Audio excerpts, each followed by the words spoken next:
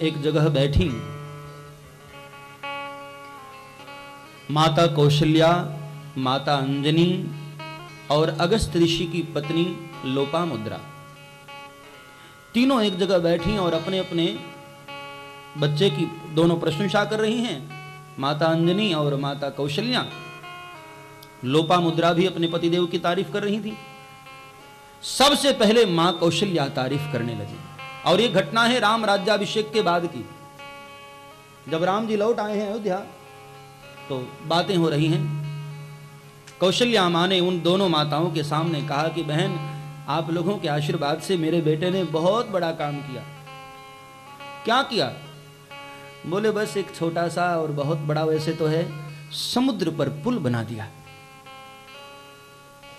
माता अंजनी ने कहा यह कौन सी बड़ी बात है? हाँ, तुम्हारे बेटे ने जिस समुद्र को पुल बनाकर पार किया ना, मेरे हनुमान ने तो एक छलांग में पार कर लिया। फिर तो मेरा बेटा तुम्हारे बेटे से ज्यादा बड़ा है। मां कौशल्या चुप हो गई कि बात तो सही है।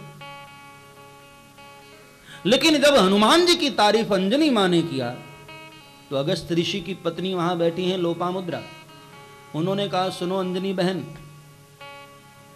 जिस समुद्र को तुम्हारे बेटे ने छलांग लगाकर पार किया, मेरे पति ने तो 3 ही आचमन में पी लिया था उसको। फिर कौन बड़ा हुआ? अब मां कौशल्या तो चुप हो गई कि मेरा तो कोई स्थान ही नहीं, बड़े बड़े धुरंधर बैठे हैं यहां। तो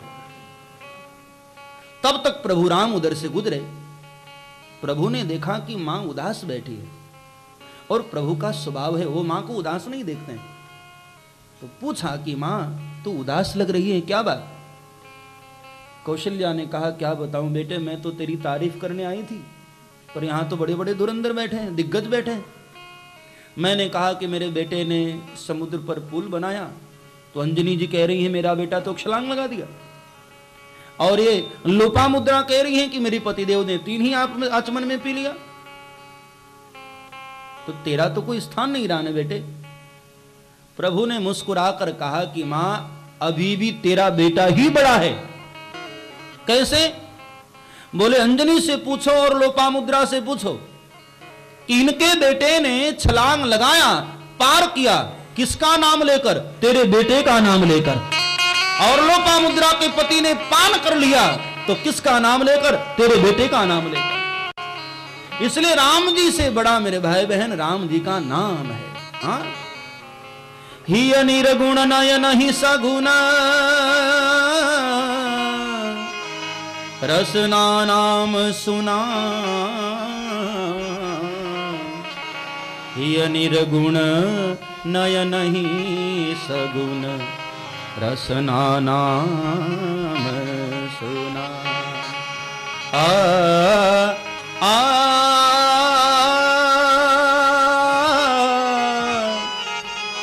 संगीत का राग देश।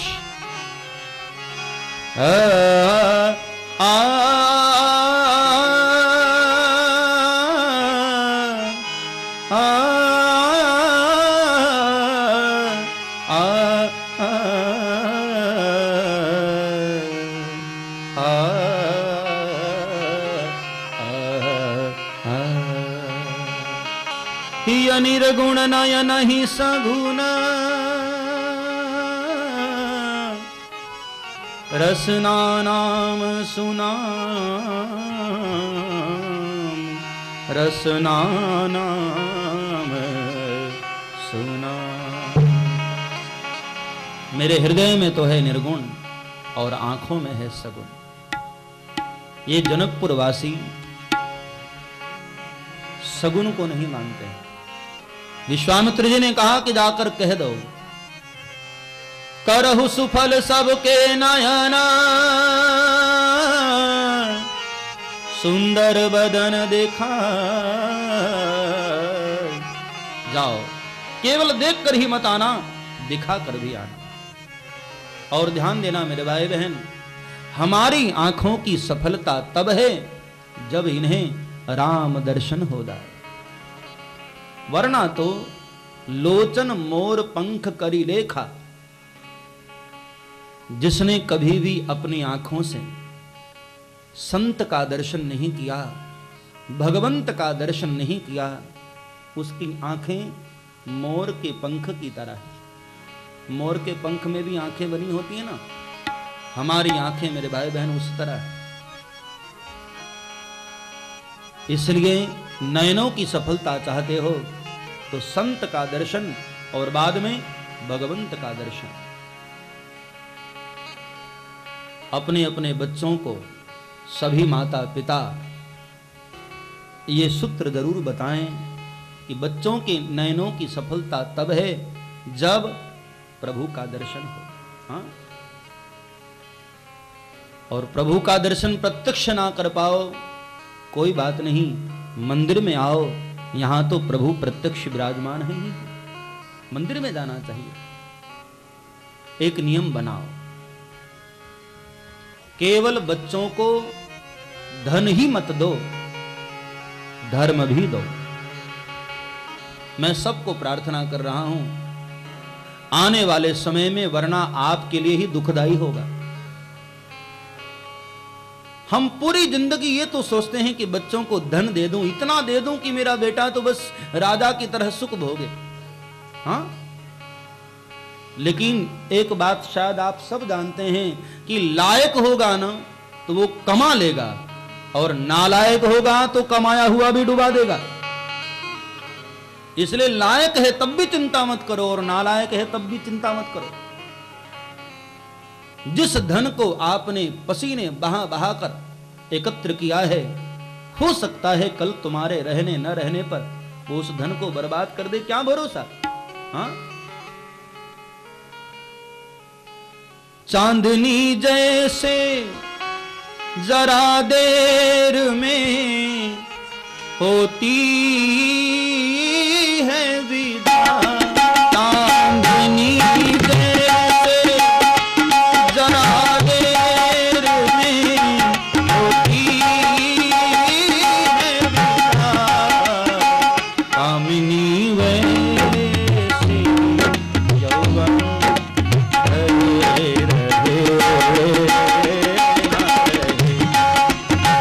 कामिनी वैसी यौवन रहे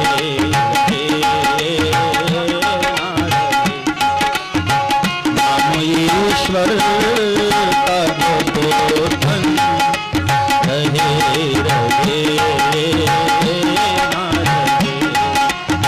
नाम ईश्वर का धन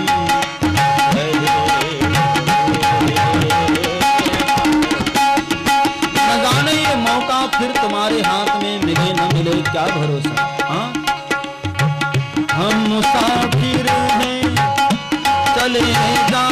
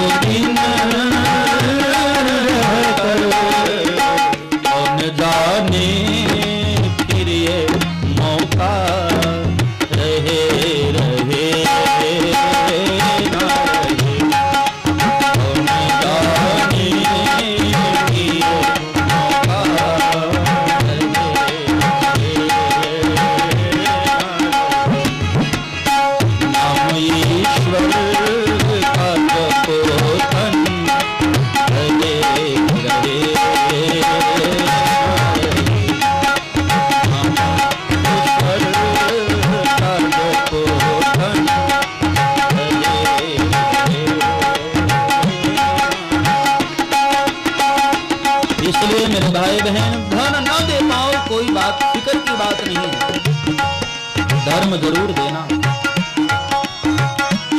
क्योंकि आपने धर्म देने में यदि कंजूसी की तब आप समाज की नजरों में दोषी हो, फिर समाज तुम्हें कभी माफ नहीं करेगा।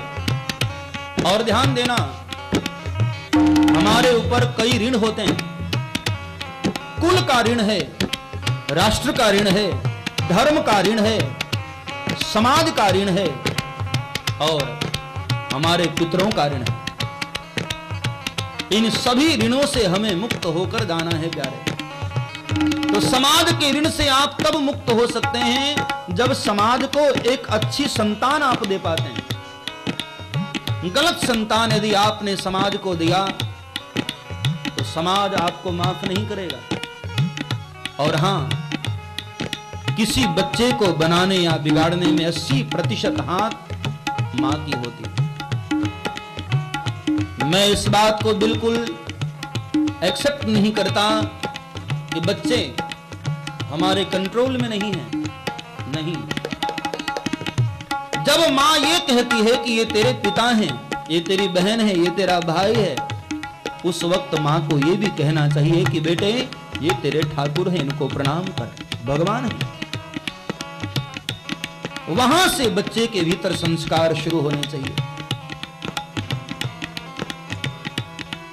तो कृपया मेरे भाई बहन, बच्चों को भी आप ये बातें जरूर बताएं कि नयनों की सफलता तब है जब संत और भगवंत के दर्शन करें। हाँ, कौन जाने कि ये मौका रहे रहे,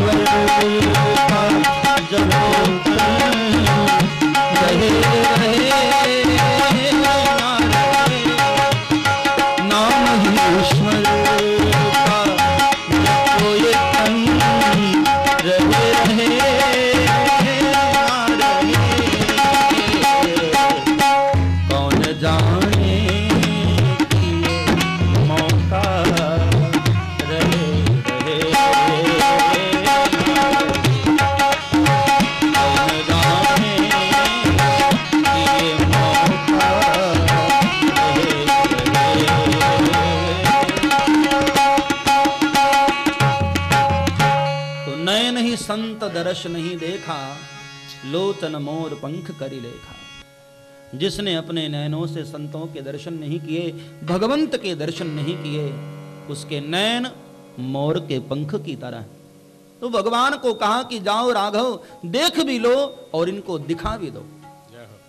तो गुरुदेव की आज्ञा पाकर के भगवान राम लक्ष्मण दोनों भाई नगर में प्रवेश करते हैं और राम दर्शन के लिए जनकपुर वासी ऐसे दौड़े जैसे मानो कोई राजा खजाना लुटाए और लूटने वाले दौड़े हों। ऐसे राम दर्शन के लिए सब दौड़े। धाए धाम काम सब त्यागी। राम के लिए जनकपुर वासियों ने काम धाम छोड़ दिया। इसीलिए आप रामायण पढ़कर देखना, भगवान राम एक ऐसे दूल्हा होंगे विश्व के जो ससुराल में सबसे दादा रहे विवाह के बाद। हाँ, क्यों, क्या कारण होगा? एक कारण जनकपुर वासियों का प्रेम, क्योंकि मेरे राघव प्रेम के भूखे हैं। हाँ, पत्रम पुष्पम फलम तोयम यो में भक्तः प्रच्छति। भगवान कहते हैं मैं तो भाव और प्रेम का भूखा हूं प्यारे। भगवान को प्रेम मिला। जनकपुरवासी राम के लिए काम धाम छोड़ देने का जो एक तरीका है वो जानते हैं जनकपुरवासी। राम के लिए काम धाम छोड़ दिए, सब दर्शन किए हैं, बच्चे युवान वृद्ध नर नारी, और सब दर्शन करते हुए भगवान को प्रार्थना भी करते हैं। जनकपुर की युवतियों ने भगवान को कुछ शिक्षा भी दी है, और वो चर्चा अब हम कल करेंगे। चलो, कुछ लोगों को विलंब हो रहा है, इसलिए मैं उनका ख्याल करते हुए, भाई अति कुछ भी ठीक नहीं होता है। जो लोग ये किसी को टाइम देकर आए होंगे कि बस 1 घंटे में भी आया, वो बेचारे तो बड़े गुस्सा हो रहे होंगे कि बापू कथा बंद करो। कई लोग ऐसे हैं जो बोल कर आए होंगे कि बस अभी 1 घंटे में जरा हाजिरी भर कर आता हूं। तो मैं क्षमा चाहूंगा, मैंने आपका 2 घंटा, एक घंटा मैंने ज्यादा ले लिया आपका। तो यहां पर मैं विराम कर रहा हूं। 4 बजे से 5 बजे तक था और 6 बज गया है। नहीं, कुछ लोगों के लिए कोई बात नहीं है, लेकिन कुछ लोगों के लिए कोई बात है, तो मैं उनको कह रहा हूं। तो कल ठीक समय से आप समय का ध्यान रखिएगा, कल ठीक समय से आप आ जाएंगे। और 3 दिन की बात है, आज 1 दिन तो निकल ही गया, 2 दिन और बचे हैं। तो हम सीता जी का ही, ये जो जनकपुर नगरी की कथा है, उसका हम दर्शन करें। कल प्रयास करेंगे कि पुष्प वाटिका तक हम पहुंच जाएं, और उसका दर्शन हम कल की कथा में करेंगे। तो आज यहाँ पर वाणी को विराम करते हैं, और पुनः एक बार विराम करने से पहले आपको सूचना में दे दूं, निवेदन कर दूं कि ऐसी कोई अफवाहें यदि आपके बीच में फैलाता है तो जरा सावधान रहना, और हो सके तो उसके कान पकड़कर मेरे पास जरूर लाना,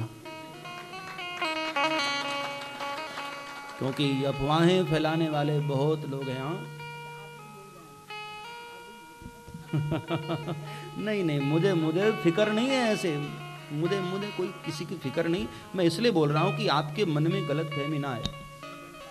मैं इस बात का बहुत ध्यान रखता हूं कि मेरे स्वभाव से, मेरे विचार से, मेरे व्यवहार से कभी भी संत के प्रति किसी के दिल में आदर कम ना हो जाए। मैं इस बात का पक्षधर हूं, इसलिए मैं चाहता हूं कि कभी भी संतों के प्रति आपके मन में आदर कम ना हो जाए किसी बात से भी। इसलिए मैं आपको यह प्रार्थना कर रहा हूं कि कभी भी मेरे भाई बहन इस तरह की बात, और मेरे ही विषय में नहीं, किसी के भी विषय में, क्योंकि जब समुद्र का मंथन होता है ना, तो अमृत बाद में निकलता है, पहले जहर ही आता है। तो इसलिए, और जब किसी की प्रतिष्ठा बढ़ती है ना, तब बहुत लोग बोलने वाले हो जाते हैं। लेकिन तब एक बात हमको सोच लेना चाहिए, क्योंकि जब खिचड़ी पकने वाली होती है ना, तब वो ज़्यादा आवाज़ करती है। तो जब ज़्यादा इस तरह की आवाज़ें होने लग जाएं, तब समझ लेना कि अब हमारे साधना की भी खिचड़ी पकने वाली है। इसलिए ज़्यादा फिक्र नहीं करना है, पर हाँ, ऐसे लोगों से सावधान रहना है, क्योंकि कोई कहीं भी चला जाए, वो अपनी हठधर्मिता, अपना स्वभाव